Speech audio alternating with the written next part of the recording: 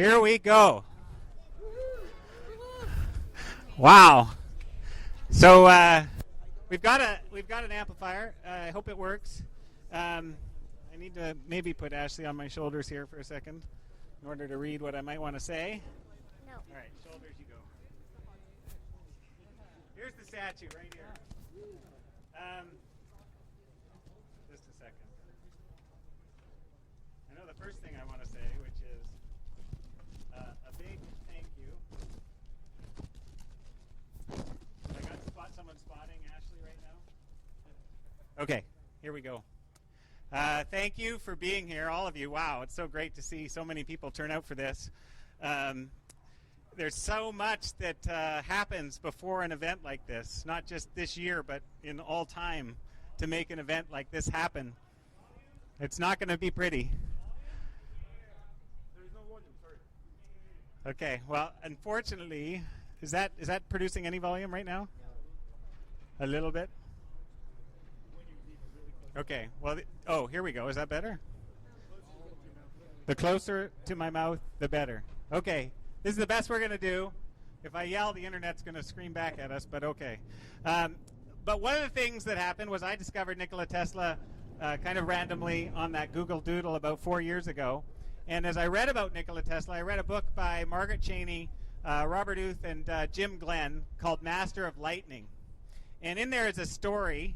On May 18th, 1917, they finally convinced Nikola Tesla to accept the prestigious Edison medal. It's not a medal that he wanted to accept, but the American Institute of Electrical Engineers, which was the most prestigious institution of electrical engineers at the time, probably still is. I better be careful of what I say. But they finally convinced Nikola Tesla to accept the Edison medal. And on that evening, when they went to celebrate his accomplishments, Tesla went missing. They found him in Bryant Park and had to convince him, even after he said he would show up for the ceremony, to come and accept the medal that evening. So the celebration was on hold. He came into the room and they gave him a standing ovation. And on that evening, a guy named Berard Barent, who was the VP of the association, opened that night with these words: "Were we to seize and eliminate from our industrial world the results of Mr. Tesla's work, the wheels of industry would cease to turn, our electric cars and our electric trains would stop, our towns would be dark, and our mills would be dead and idle." So what a fitting set of words to open this ceremony. So I am mostly here to say thank you to all the Kickstarter backers who participated in this project, to Mr. Harold Hohbach, our 93-year-old landlord, 92-year-old landlord, I keep aging him, who generously agreed to allow this statue to be on his property, and for providing this beautiful location. For all of the people who worked so hard to make the campaign happen, I cannot name them all, but Tanya and Carolyn and Anne and all of the folks that participated in the campaign. To our largest contributors, there were some very large contributions to the project, including venture capitalist Brad Feld in Colorado, whose donation of $10,000, which entitles him to the time capsule when it comes out in 30 years, really came at one of those moments in a campaign that feels low. You know, we were just over halfway. We had about 7 days to go, and lo and behold, you get that email that says someone's contributed $10,000, and that gives the team a full boost of energy to keep going and finish the campaign. So thank you to Brad Feld in Colorado. To Voya and Nina Lalick and their two children, Ina and Maji. Voya was really my unsolicited Serbian counsel on this project. With about a week to go, he would regularly call me, and I graciously accepted his help to brainstorm all the different ways that we could make this project happen. And his family also generously contributed to this project as part of the fundraising effort. So thank you to Voya and the family, the Lalick family, for supporting this project. And then finally, an anonymous family foundation. who no one expected, despite what my friends accused me of at the end. I do not have the means to make what happened happen, which is with 2 hours to go, a family foundation that wants to remain anonymous gave over $20,000 to put the Kickstarter project over the edge. So thank you to that foundation. And I think it's fitting for Tesla to have that kind of anonymous support for his statue. It's probably what he would have done and how he would have acted. Okay, keep going. In a letter to the New York Times written in the early 1900s, Nikola Tesla once said this: "Both the artist and the scientist are striving for independence from the material world in the only two ways possible, one by its complete casting off and one by its complete mastery." Now, I know many of you believe that he was talking about science when it came to its complete mastery. But we also know that Nikola Tesla casted off the material world in his own right, without science. And so I think it's questionable which one he was talking about, the science and the artist. And to really give life to that idea of an artist who's able to master the Earth's material, I want to introduce that kind of artist today, Terry Geyer.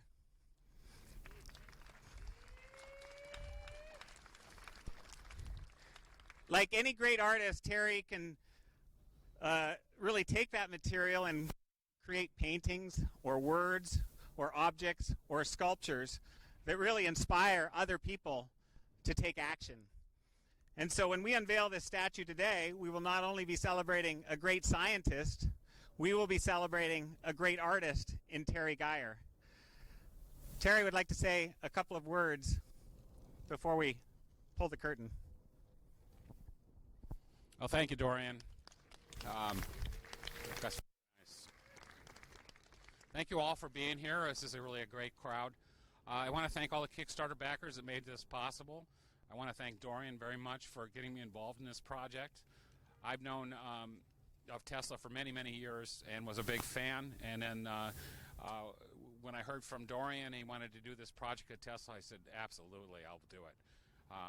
This was just a really fun project, and we used all kinds of technology for converting things, and everything was just a real project, and it all came together just fabulously. And I want to thank Harold Hohbach for recommending me for this project, and for Harold's support for the inventor portraits I did for him for several years. Oh. Yeah, I want to thank Harold Hohbach too for getting me involved in this project. He recommended me for this to Dorrian, and then Dorrian and I got together and worked it through. And the inventor portraits I did for Harold were just a wonderful opportunity, and this ties in very much so with Tesla. That's all. Thank you very much.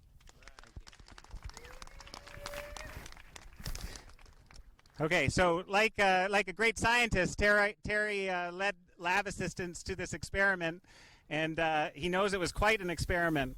And now we get to the best part, which is the unveiling. I want to introduce three more people into the Kate, Matthew, and Ashley. This is Kate, this is Matthew, and this one is Ashley. Kate, Matthew, and Ashley, who are my children, and I think who are here to represent any child in the opportunity that exists for them in art or science, have generously volunteered to pull off the blanket. So what we're going to do is, when it's time, we're going to ask them to pull off the blanket, and then, as you know, this base of this statue is going to contain a time capsule. And yesterday, I had the privilege of going to both Kate and Matthew's classrooms to collect all of their input into the time capsule. And the time capsule will be opened in 30 years. And I can report, after peeking at some of the predictions and wishes of those students, that our future looks bright. And that in 30 years, on January 7th, 2043, 100 years to the day that Nikola Tesla will have passed from this earth, which also serves mostly as a day of Serbian Christmas, we will open that time capsule and look at everyone who contributed their predictions and wishes. So, without much more to say, except one thing, let me just make sure I can say it, that, this obviously pays great respect to a great inventor. But one of the driving forces is to really inspire any entrepreneur or any inventor who comes from anywhere in the world to this great place called the Silicon Valley to think big and selflessly, just like Tesla did, about issues of energy and wireless. Because I think both of those topics have the potential to solve critical problems like poverty and education, and therefore inspire peace.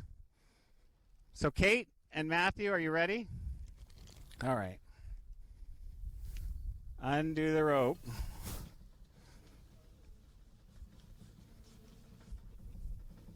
Slowly, slowly, slowly.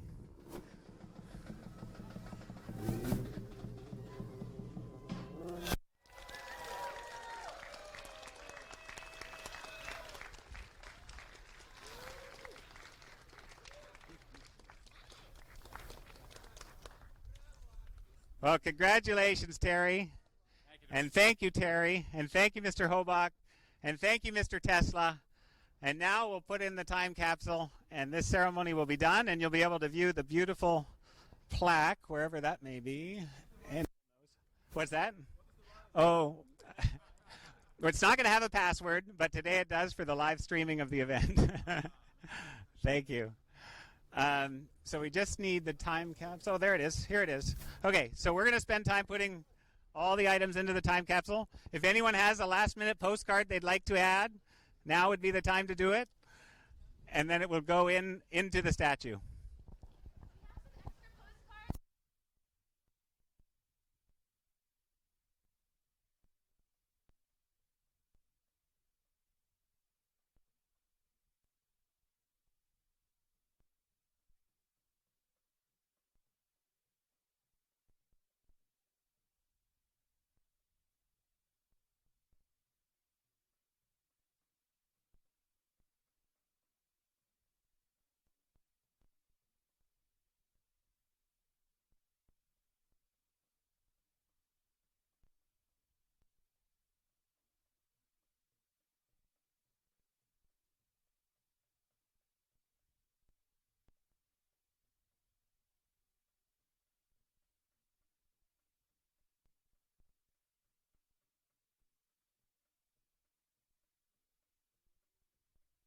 Okay. Thank you. Thank you.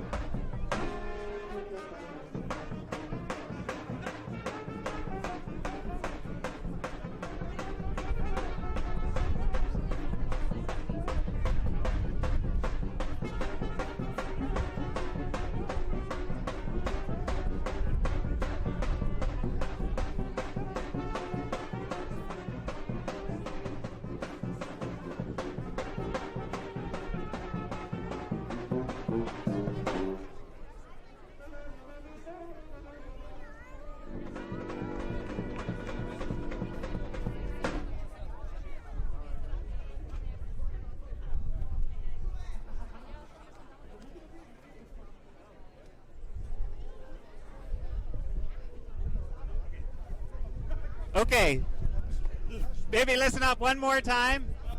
I have 3 more things to say real quick.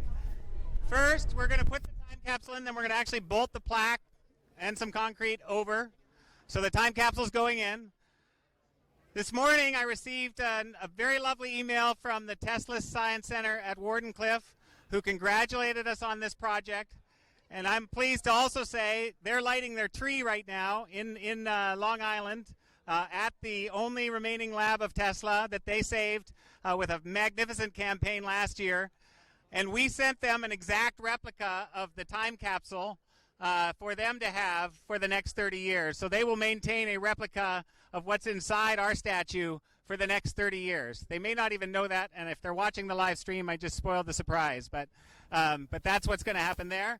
And then finally, we had a wonderful offer of someone to bring a Tesla coil, John, to bring a Tesla coil. He goes by his trademark name, which is I'm missing, and I'll probably say the wrong one if I say it. John is here with his Tesla coil around the corner. So when we're done with the time capsule and the plaque is on, if you've never seen a time capsule or a Tesla coil or a time capsule in action, today's your day, because right around the corner there'll be a Tesla coil that he's going to show right after this. So thank you to everyone, and we'll put the time capsule in now. It's right there with the children.